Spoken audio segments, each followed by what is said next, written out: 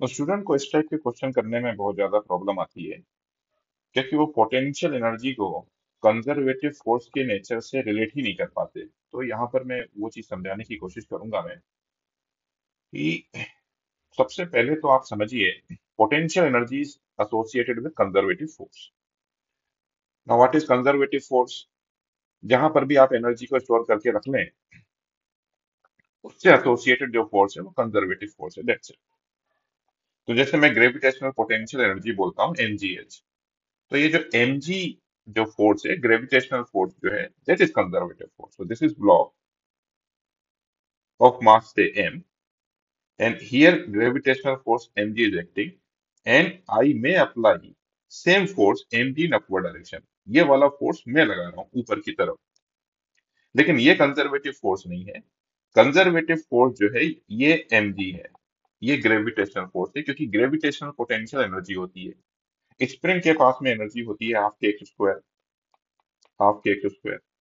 तो ये जो स्प्रिंग फोर्स है के x, this is conservative force. जो आप लगा रहे हैं वो कंजर्वेटिव फोर्स नहीं है, स्प्रिंग जो फोर्स लगा रही है वो कंजर्वेटिव फोर्स है। सबसे पहले तो इसको समझिए।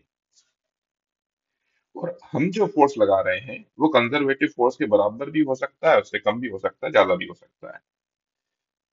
तो पोटेंशियल एनर्जी को हमको डिफाइन करना है, so it cannot be defined on the basis of this non conservative force। तो ऑप्शन ए और सी जो है वो तो वैसे ही गलत हो गए।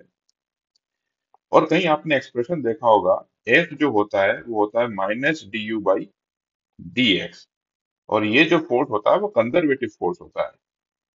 अब ये माइनस का सिग्निफिकेंस भी है, बट अभी हम उसको डिस्कस नहीं कर रहे हैं, ये थ्योरी वाले सेक्शन में मैं डिस्कस कर लूंगा। आप तो बस ये देखिए कि कंजर्वेटिव फोर्स नीचे की तरफ लग रहा है और मैं फोर्स ऊपर की तरफ लगाता हूँ। This force should be slightly greater than mg, right? So if it is slightly greater than mg, then I can move this body in upward direction. थोड़ा सा फोर्स जो है अगर मैं mg से ज्यादा लगाऊंगा तो इसको मैं ऊपर मूव कर सकता हूँ।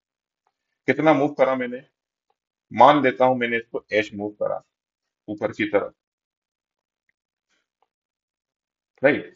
तो जो कंजर्वेटिव फोर्स है उसके अपोजिट डायरेक्शन में जाने पर पोटेंशियल एनर्जी बढ़ती है। वही चीज यहाँ पर एक्सप्लेन हो रही है। ये नेगेटिव का मतलब क्या है कि जिस डायरेक्शन में पोटेंशियल एनर्जी डिक्रीज हो रही होगी उस डायरेक्शन में कंजर्वेटिव फोर्स लग रहा होगा, या जो भी कंजर्वेटिव फोर्स है उसके अपोजिट डायरेक्शन में जाने पर पोटेंशियल एनर्जी इंक्रीज हो रही होगी।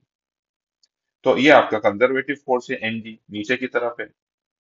अब कंजर्वेटिव फोर्स नीचे की तरफ है और कंजर्वेटिव फोर्स के अपोजिट डायरेक्शन में जाओगे, माइनस का मतलब, तो पोटेंशियल एनर्जी बढ़ेगी, और बढ़ती ही है। mg फोर्स नीचे लग रहा है और तुम ऊपर जाओगे तो पोटेंशियल एनर्जी बढ़ेगी। कितनी बढ़ेगी? mgh।